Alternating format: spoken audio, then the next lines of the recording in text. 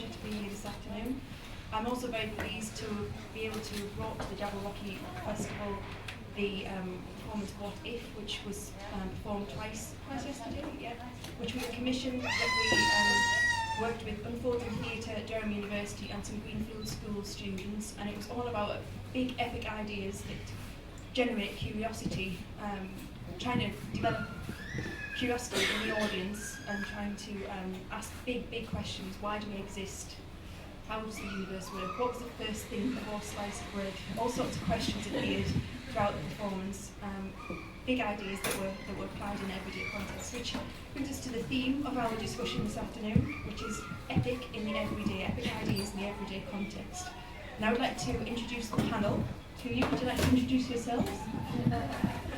Hello everyone, I'm Leandra and I'm from Flying Cloud.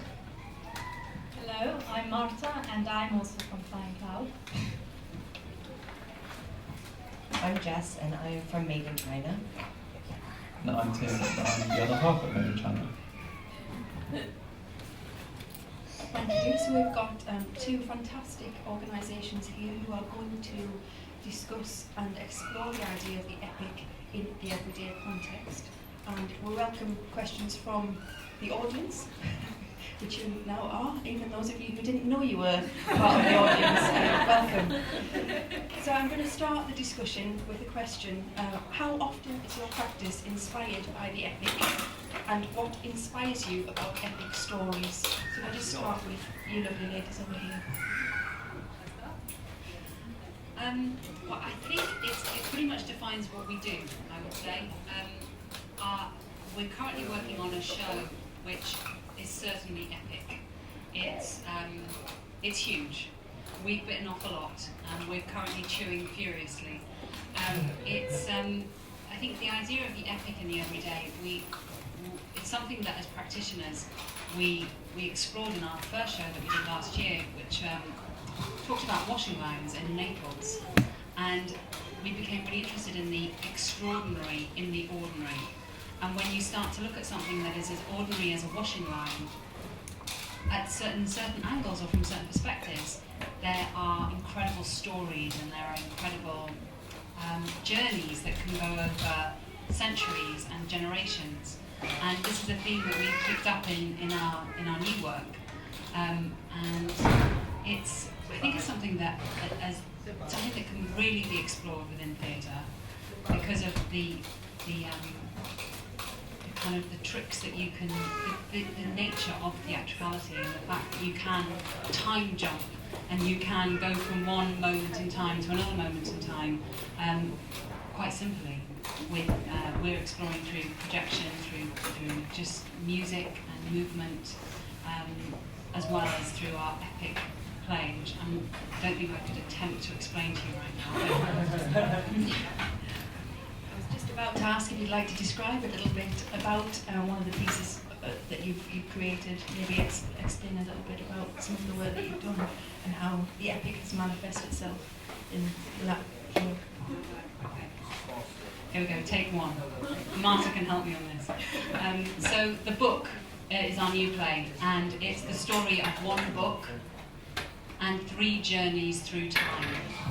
And in these 3 journeys through time, there are 3 characters who engage with the book and whose lives are changed by the book. And in the process, they change the journey of the book. So we were wanting to look at, quite simply, ideas and identity and faith without wanting to come across as religious crackpots. Because we think as artists this is something that is really, really important. And it's epic. It's, you don't get much more epic than some of the stories that you find in the Bible or in the Quran. How do you engage with that as an artist and have an opinion on that? So we decided to come from an allegorical perspective. So I suppose in those terms, the epic is really fed into our style, as well as the epic nature of our story, which goes over centuries. But the style which is quite poetic and mythical. Maybe Marta Ritsu to my right wants to explain more about the poetic style. Well, first of all, if you'd like to know more about it in detail, tomorrow we're doing a showing of the things we've come up with so far. So it's the first part of our script, and it will be at the Quakers Meeting House at 4:15, and it will be about half an hour, 40 minutes. So you can get a bit of idea or a sneak preview of what our new play is going to be. And so, the language. So we have these 3 stories of 3 women in different times and in different places. And there is one story which is a bit of a creation myth that we've created that weaves into these 3 stories. And because it's a myth, it's not necessarily based on the reality of our everyday lives. We've decided to speak about it in a very different way. So we're developing a very poetical language and a sort of more abstract and a language that speaks of fantasies and emotions and nature, in contrast with the language of the other stories, which are more based in the concrete deeds of our everyday lives. Concepts there, some epic ideas being explored. I wonder if you'd like to maybe talk a little about the same question, how your practice is inspired by the idea of the epic and what how that may manifest itself in your work. I'm going first. Yeah. Do I need the mic? Yeah. Okay. I think it's interesting actually because we've never really used that word epic when we sit down and think how we're going to make a show, a piece of theatre. We don't.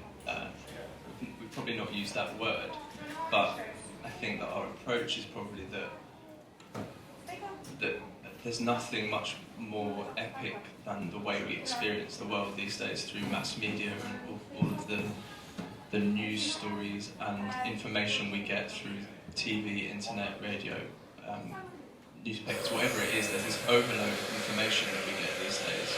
So we make shows that try and explore what it's like to live in a world where most of the information you get comes from, just all over the place and far away. So it's a kind of quite disconnected experience of the world that we have, where huge disasters or events from the other side of the world sit right alongside us having a cup of tea and chatting about what we're going to do that night. So that to us, that's what the epic is, that maybe in previous times we lived in a smaller world, but now we live in this kind of massive world, I suppose. Yeah. I think that because of that, we are interested in big political and sociological ideas. That's what we choose to make shows about,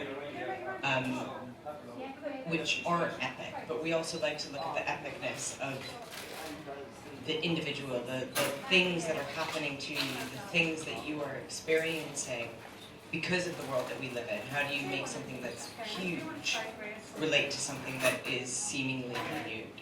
And that epic leap between those things, that's where our shows sit, that's what we're interested in, more or less. I would also say that maybe we feel like the most epic thing that can happen in a theatre is for the performer and maybe the audience, but often in our shows the performer or the performers to go through some kind of ordeal, to do something physical that is real. That if someone exhausts themselves physically, for example, during the course of a show, that because it's all happening in a room with a few, a room about this size or twice the size of this, or whatever it is, that feels more epic than trying to create a fiction of something on a larger scale, if that makes sense. At least for us, in terms of the way that we're telling stories and the things that we're choosing to tell stories about, having that realness, that liveness inside the room, acknowledging that we're all sitting in a room together and we're listening or we're telling, when we're experiencing something together, that act feels epic. The act of theatre is an epic thing, and we talk about that a lot, and we recognize that a lot because there are so few instances in the world that we live in where you get a room of people experiencing a story together, live. Very interesting, thank you. interested in the comments you were making about how you relate to people and how maybe some of the big ideas relate to people. I wonder if we flip it on its head a bit and think about how you may tell everyday stories in epic ways, whether either side of the panel would like to explore the idea of, we talked about big epic ideas, maybe thinking about... So, I remember actually having a conversation about this years ago when I was a student at the NSDF in Scarborough, and it was the same thing about the epic in theatre and how there isn't enough epic in theatre. And I think there is something incredibly human about theatre, and maybe therefore what we're saying is being human is somehow epic, I don't know. But that when you sit down and you're watching something on the television, that's not an epic experience, is it, for any of us, generally speaking? Maybe there's something epic about the cinema. Now I'm speaking out loud now, thinking on my feet, but I think there's something about when you're in a theatre and you're with other people and having that live experience, which does somehow place you on this huge line of humanity and our progress. Because it can't be repeated. It's a one-off, and it's part of this incredible history of theatre, which goes all the way back to these big mythical stories that the Greeks did and the Romans in their amphitheatres. She's our Roman. Yeah, I think you're right. I think there is something incredibly epic just about theatre as a medium, and what it means for you as a performer and as an audience member to be part of something that can never be repeated again, and something that is part of such a huge history. And also there's something about, it sounds like I'm saying the same thing, but the use of language. I remember this being discussed somewhere about TV, that in general the language that we hear on TV is anything but epic. The language that we hear on the bill, now that that's gone, see, I don't watch television, can you tell? But EastEnders, Coronation Street, the language that you hear there, it's not epic language, it's not the language of Shakespeare, and we're not tuned into that big kind of epic, rich language anymore, because we've tuned into something that's smaller and more containable and comes across in these kind of soap opera scripts, which are great stories, but is it epic? So I think theatre in a way does have a role to carry on that sense of epic in the everyday, but also in the use of language, that you're using language in a really exciting, rich way that maybe comes from the past. I'm going to hand over to people that are nodding now. I'd just like to add something. So this morning I was having my lovely porridge, and I was sort of thinking of the discussion to come this afternoon, and I was thinking of what the word epic means. And I think when I say it, I think the word epic means, to me, something big and grand and adventurous, something life-changing, and possibly related to a heightened language or a heightened story, possibly to do with the past. And then because I like doing that, I went to see what it actually meant. And it has to do with speaking and talking about something which must be told. And so I think in this sense, and this to connect with your question about the epic in the everyday, I think what's epic for me in the everyday are those experiences and those journeys that we all take that can be minute in the grand scale of things, like applying for university or helping someone who's got a terminal illness, or just encouraging your child to follow his dreams or her dreams. And I think those actions, which to us can appear as small and insignificant, then have an echo in our lives and in the lives of others around us. And in that sense, I think they become stories that want to be told to inspire others. And in this, I think, I find the epicness, if that word even exists, every day. Would you like to make a comment on that, or can I pose another question? Do you have something that you want to say in response to that? Well, not really. I was just thinking about the context of the Jabberwocky Market Festival and how the big, in your dictionary definition of the word epic, pieces of theatre are being brought to everyday spaces. I wondered whether you might like to comment on how your work, where it's presented and how the epic and the everyday kind of sit alongside each other in that sense in terms of audiences. Yeah. Yeah, well, if every day means bringing it to kind of non-conventional theatre spaces, I think that, to me, that's obviously a good thing and something that can or should happen more. Which is just to do with accessibility, and the biggest problem, one of the biggest problems theatre has maybe is that crossing, for someone who doesn't normally go into a theatre building, going into that building itself seems like quite a big step, a big journey to make, and something that people aren't comfortable doing. And that those buildings, those theatre buildings, aren't tend to be seen as part of a community or part of the everyday world that people might see themselves as existing in.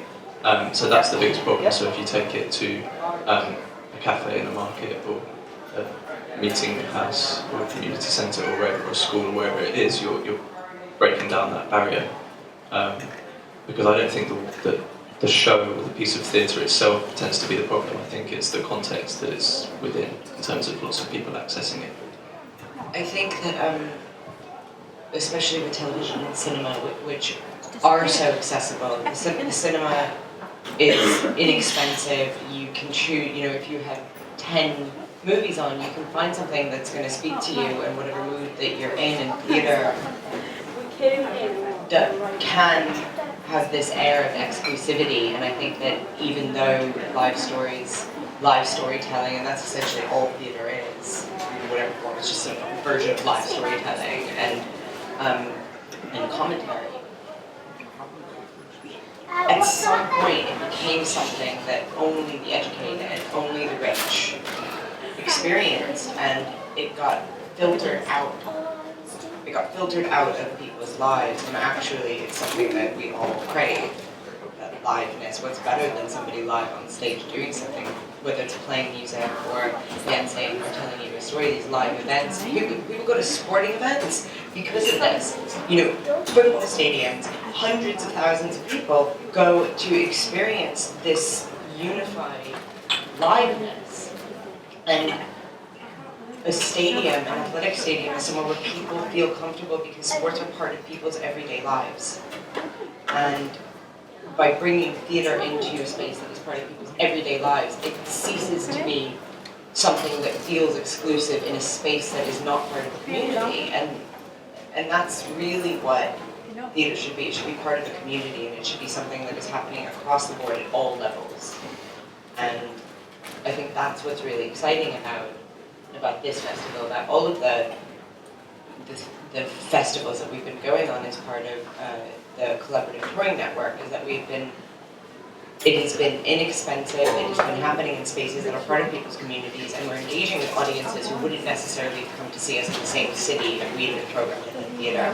And all of a sudden, it becomes less scary, and maybe they will go in and seek things out more. And then, it is sometimes as simple as seeing one thing and going, that wasn't what I expected it to be, and I thought it was really funny, and it made me think and made me feel something, and I came with my friends, and maybe we'll go to the next one.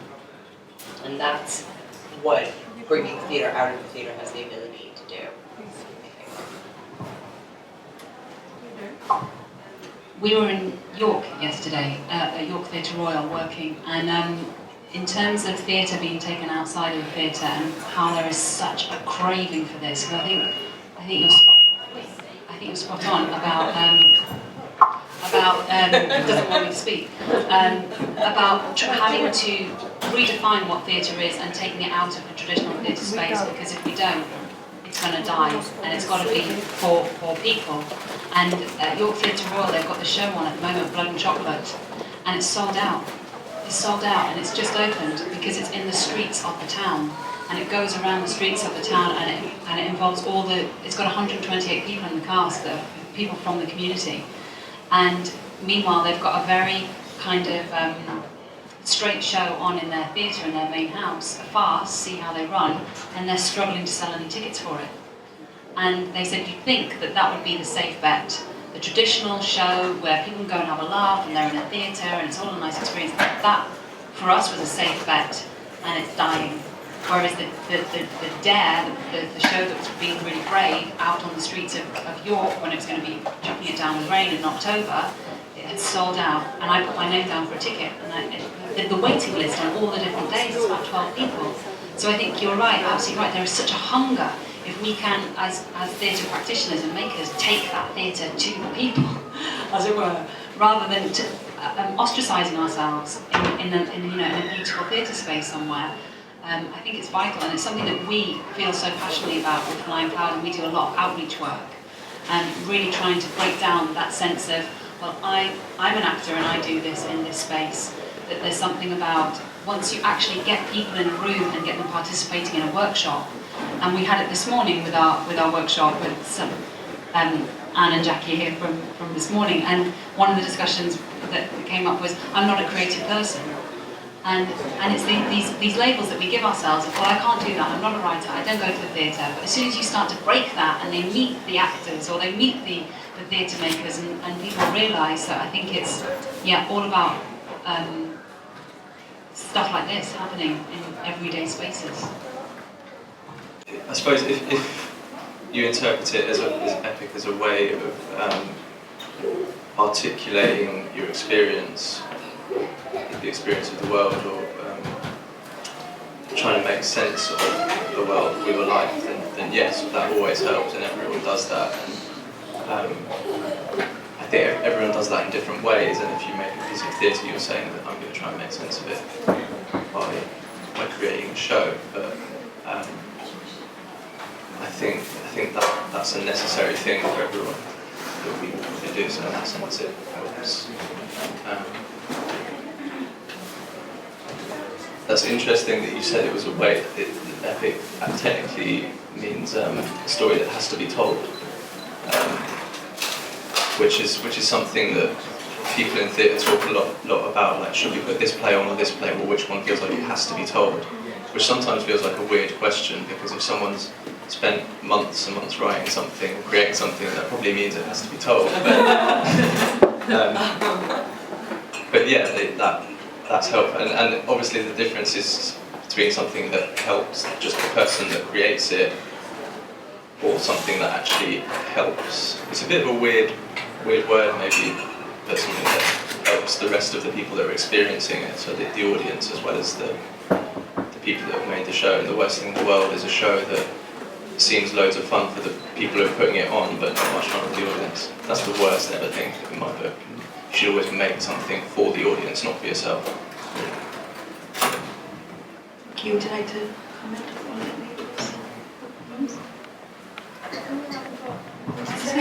I just think there's something about the epic. If we think of the epic meaning something bigger than yourself, for me it says something about perspective. And if you can have some perspective on things that are happening in the everyday, that's got to help us as human beings. So having some kind of bigger picture, bigger story that we can somehow relate the minutiae of our day to, I think helps us as feeling beings.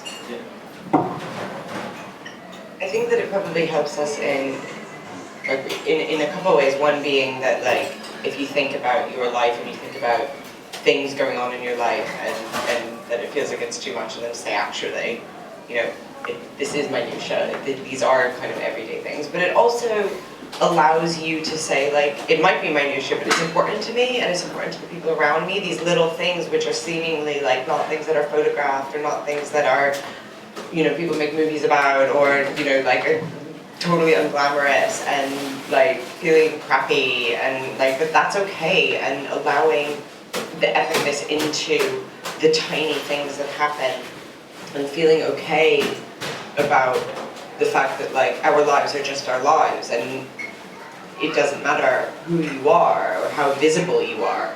it still ends up being epic because you're live, and that's pretty awesome. Like, science is really amazing in the way that we've been constructed, and if we are part of something as unique and kind of almost accidental as being, you know, being physical people who are living, who are moving through life, that in and of itself, life is epic. It's epic. Like, it's epic that a star exploded, and then like millions and billions of years later, here we are. Like, that's what happened. Like, that's epic. You know, like, and if you think about that, that definitely helps. You're like, wow, that's cool. Like, I exist, and it was an accident, and that's amazing. You know, that should help, I think. Whatever it is. Oh, so hot. Such big ideas, yeah. Yeah, love the sun. That's another star. I know. Science is great. Thank you for your question. Does anybody else have any questions or remarks that you'd like to contribute to the discussion? No pressure. The opportunity's there if you'd like to. I think it's nice just to add to your notes on it. When you were talking about the experience in theatre outdoor. When I lived in London, the show that came here, the giant puppet, you know, what was that show called? With the elephant. The Sultan's elephant. Oh, good God, it blew my mind. And I'd seen theatre and I knew about theatre, but there I was walking through the streets of London, and suddenly everyone was part of this. And it was a total surprise, and we didn't know it was coming. And down at the far end, there was this huge elephant walking with all these people on the top of it, riding it. And then there was this giant girl being chased by this elephant through the streets of London. And the sense of the epic at that moment, that not only was it a surprise for us, but then suddenly we were part of it. And they were doing it for us as the surprise, as a surprise, unexpected audience. So I think it really is about being out of your comfort zone as an audience member, being taken out of that space that has been defined over all this time, and this is theatre, it takes place here, is really exciting. Do you want to add?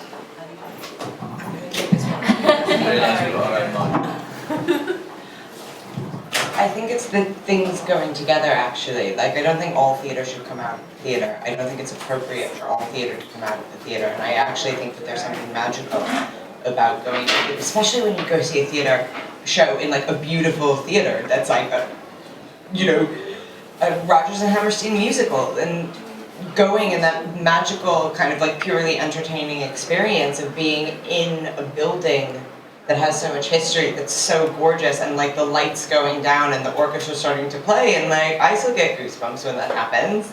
And I'm not even like a particularly big musical fan, but do you know what I mean? Like, I think that actually by exploring all of the options and having all of the options open, all of a sudden the parameters that you understand become exciting, versus just that being the only option.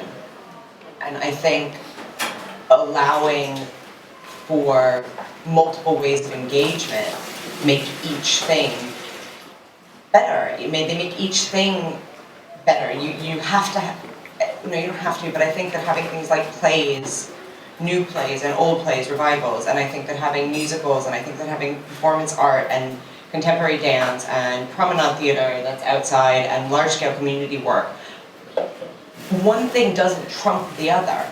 It's all of these things together that allow audiences to move between them. And if you only go and see plays, it's going to make it harder for you to engage with something like a big promenade piece.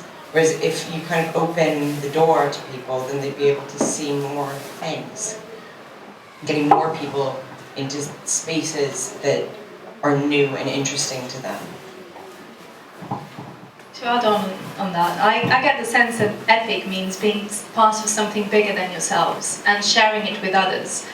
And I think that's what we're after, whether it's through a promenade piece or through a magical music on the West End. That's what we want, and it's not either or the other. It's not like, oh yeah, we have to do community theatre in pubs all the time, or we have to go to beautiful, elegant, prestigious theatres. Is what speaks to you, what makes you be part of the story that the actors or the performers are telling.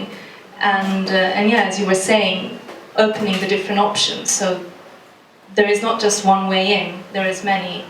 And I think not just what makes you part, sorry, interrupted you. Yeah, so not just what makes you part of the story that's being told, but what makes you part of a group along with the rest of the audience that you're with. Exactly. Yes. That's really rare these days, isn't it? In terms of something bigger than yourself, it's the people sitting around you or standing around you in the street, wherever it happens. Yeah, that's, I think, what the original experience of theatre used to be back with the Greeks, and now we've lost it. And I think with our company, you know, we would like to bring that sense of epic sharing, not just between the audience and the story, but amongst the audience, and sense of community within the people taking part in it. Thank you. I think this discussion has given us a real insight into what inspires you and what shapes your practice, and how your audiences are shaped by that and the experience that they have. And it's been really interesting discussion, and thank you very much for being willing panel volunteers, volunteers. There are many more wonderful things to come as part of the Jabberwocky Market Festival. The stall is on the right hand side with more information about the rest of the programme. You can speak to Caroline in the market apron and find out more information from her. But thank you very much for joining us this afternoon and being such a wonderful audience. I hope you've enjoyed the discussion. Thank you.